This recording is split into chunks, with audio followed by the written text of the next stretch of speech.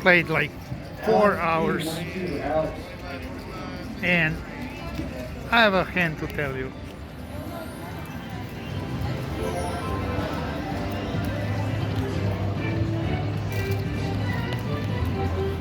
So I played about 4.5 hours, and it's interesting how slow and boring it was. I started at 4 o'clock with 400. It's Friday. I thought California donkeys will come, but mostly just regular locals. And the poker room was full, no problem. I'm in for 400, managed to be 150 up, so I have about 550. And after almost 4 hours of playing, I get in a small blind Queen Jack offsuit. Under the gun makes it 10 to go, and two women on my right hand side called cutoff and the button. So I call normally. There's four of us in a hand, and the pot is $43. We see the flop 10, 9, 8, rainbow, and bingo. I got it. I check, I'm trapping the guys. At my big surprise, under the gun raiser makes a bet of $110 into $43 pot. I'm still confused. These two women on my right, they fold, now it's me. Really fast came to my mind, if I call, like I'm, letting him bet more, he has to put me on something. What do I have? Ace Jack? Jack 10? He has to see Queen Jack somehow, or some kind of straight, 6, 7, I don't know. And anyways, what does he have? What's the hand that he's not gonna fold? So he looked to me like he wants to protect the bigger pair, and maybe has a pocket jacks, now he's open-ended, but still 110 into 43. And I think that's the key point of this hand. So I look at him like I'm confused. How's that possible? What is going on? And I tell dealer, I'm all in. The guy had another maybe 300 behind, and I know him. Playing this past 5-6 days here at South Point, I actually went twice already all in on him, and didn't want him to call, but right now at this moment I want him to call, because it's enough giving him a break. It's a good guy and I like him, and like I said, I gave him a break before. I even told him fold, buddy, there's another hand. So this now, he turns over his hand 10-9 of hearts, so he flopped two pair. But even two pair, there's $43 in the pot. You want it that bad that you put 110 and now you're stuck in it. It took him a while. Oh, what you have? Do you have what I have? Oh, yeah. He even said, you have Queen Jack, whatever. He called. Turn is king of clubs and the deuce on the river. So I got that pot, about 1,000. Think about it. There's nothing there about me or my play, but it's all about that $110 bet. What if he bet only 25? There's $43 pot before the rake, so 25 is okay bet, 30. Then I just smooth call. What does he bet on a turn? He may be even concerned when king comes or something. So I think he could lose a minimum if he bet 25, because there's no poker book that will tell you bet 110 into 43. What's the point of that? What are you telling to the rest of us? So anyways, I won a nice pot, but I got lucky there. I'm out for tonight.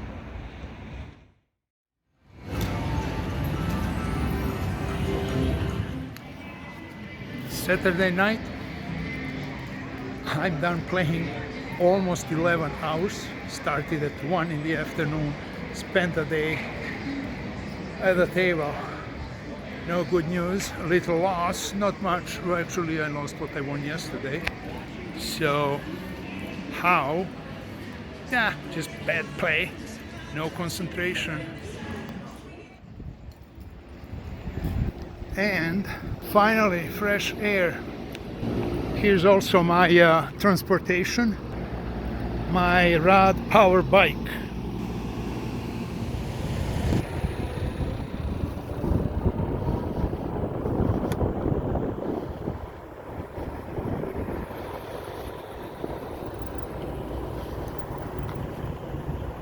Some of these trucks are running their generators, so I'm gonna go inside and tell you the story. Looks like this video is gonna be devoted to bad plays, because that's becoming the theme. Yesterday I showed you a bad play of one of the guys at the table. Today mostly it was my bad plays. And let's be honest, I really didn't have luck. Didn't hit some crucial hands. Also lost with pocket queens, ran 2 aces. I actually ran 4 times 2 aces. Lost with pocket kings on the river, 4 cards straight. And my opponent bet suddenly 175, so I just fold. Both of those hands cost me about 200 each. So the first big hand I lost, it was a rebuy. So I have queen jack on a turn.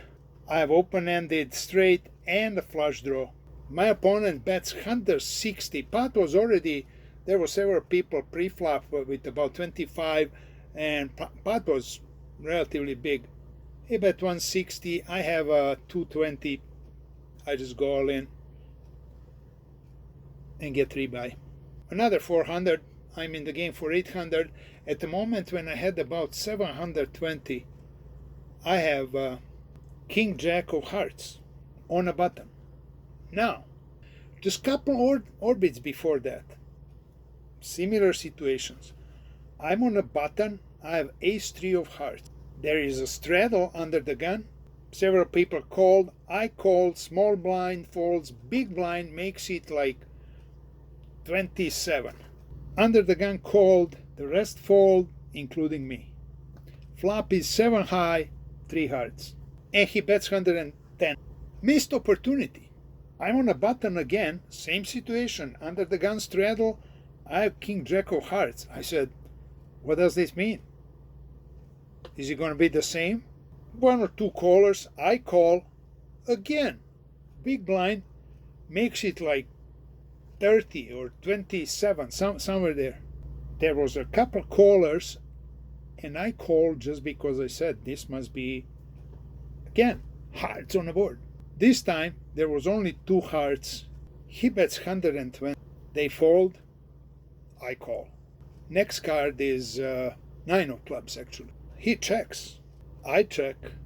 The river is deuce or 3, I forgot, black.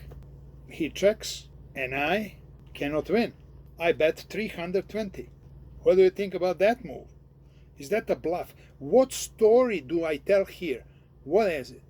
The only thing I flopped the set. There's nothing else. Is he gonna buy that? It took him a long time. I didn't move. Finally, he said call. He shows queen 8 offsuit. And he said, well, pot was so big I couldn't fold.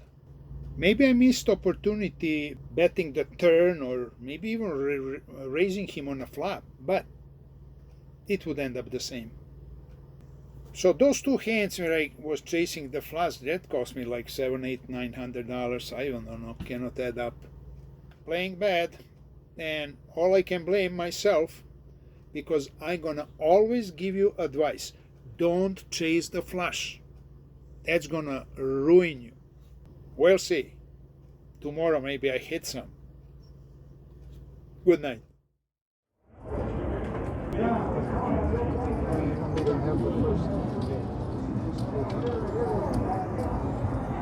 And little controversy. So this empty seat, that's where I'm sitting. Initially, when the table opened, I put my card at this seat. So So here what happens. I was in 1-2 game, came at 10 o'clock to watch a Packers game, and I witnessed actually even first the Las Vegas Raiders touchdown, my new home team, but I'm sticking with Packers. After about 2 hours, they opened new 2-3 game and called my name. I went over there, new table, nobody there, and I put my card in seat 4 to reserve the seat. Went back to the table where my trips are to pick up trips, my phone, cord, jacket, whatever. When I came back, big, huge guy sitting in that seat and pushed my card in the middle of the table. Manager there just came, brought the chips, said, hey, he pushed my card, I will reserve this seat. I mean, the guy goes, I didn't take your card, motherfucker, what do you want? And then he repeated that like 3 times. To make it shorter, manager kicks him out, sir, you cannot play. Plus the guy was already, I think, intoxicated. He left. I'm looking at the seat, now it's available, and I said, maybe it's cursed. I'm gonna sit down there and at first hand get pocket aces cracked and lose all in. So I didn't sit in that seat 4, I sit in seat 5 when I'm still there. Dealer came, has 2 new decks to shuffle, she's shuffling cards, and that moment Raiders scored a touchdown, and there's a promo. For touchdown they draw lucky seat for 200 and field goal is 300. And then I hear seat 5, table 1, that's me. Just because I didn't want to take that seat that I fought with a guy for. How lucky, 200. Here we go. It's 4:30. I'm here since 10 o'clock, so I think it's enough. I'm gonna go back, make a little break, and I come back, maybe come back in the evening, about 8 o'clock. Here's something new I wanna do. From now on, I'm gonna give you, at the end of each video, top 5 of my favorites on some topic. I'm doing this in order to give you something about myself so you can learn what I like, how I am, what I am, you know. For today, it's gonna be my top 5 favorite poker players. Most of them you know, and most of them we never met because we don't play those games on that level where they are. But number 1 has to be Doyle Bronson, the godfather of poker, wrote the Bible, poker Bible, the man who was actually drafted to play basketball after college by Minneapolis Lakers. For you that don't know, Lakers were not from LA. There's no lakes in LA. They're from Minneapolis, Minnesota, land of 10,000 lakes. Lakers drafted Doyle Bronson. He's a tall guy. And he also ran the track. And that summer when he was drafted, he broke his knee by running, and basketball career was over. He started playing poker somehow, or before that, and then started running the betting, running the booking business till they kicked them out of Texas. When they moved to Las Vegas, and poker became what we know it today. Number 2 on this list would be Amarillo Slim, one of the greatest ambassadors of poker and also one of the greatest players ever. Did you read his biography? If you didn't, please read his biography. It's amazing. Amarillo Slim was just a teenager when mob guys took him around the country to play the pool. Amarillo Slim, one of the rare guys to beat Minnesota Fats in the pool. He was a miracle, like teenager playing pool for big money. Well, mob guy making bets, he's playing. Later, he was known for playing poker, wearing a cowboy hat, and he ran TV shows. He ran before World Series of Poker. They have different tournaments that he ran, something World Poker, something, and he actually was ambassador of poker. He was face of poker on TV. He is known to beat making bets, again, big bets like $100,000, $200,000 to play ping pong, table tennis against the world champion and beat him. How? Well, he said, I choose the weapon. He went back home, practiced for 3 months, and he chose the Coke bottle. Then there was no cans, just bottles. He played with the Coke bottle. The world champion, when they start playing, was confused. We're playing with Coke bottle, okay. Well, Amarillo Slim was practicing for 3 months and could serve, and he could return. The world champion couldn't. He beat him, I think, straight with 0. Win that bet. After that, he's known also for placing those bets, and he played the golf. He was also a really good golfer, but he played the golf versus some big golfer name. And again, he's choosing the weapon, the tool. He chose the hammer. Beat the guy playing with a hammer. I think great character. I wish I knew him. I wish I knew Amarillo Slim more than Doyle Bronson. Number 3 would be one of really good players, Ted Forrest. I didn't know anything about Ted Forrest, but about 15 years ago, when we start watching those poker tournaments on TV, I saw in a couple of them Ted Forrest. He was like, he was sharp like a razor.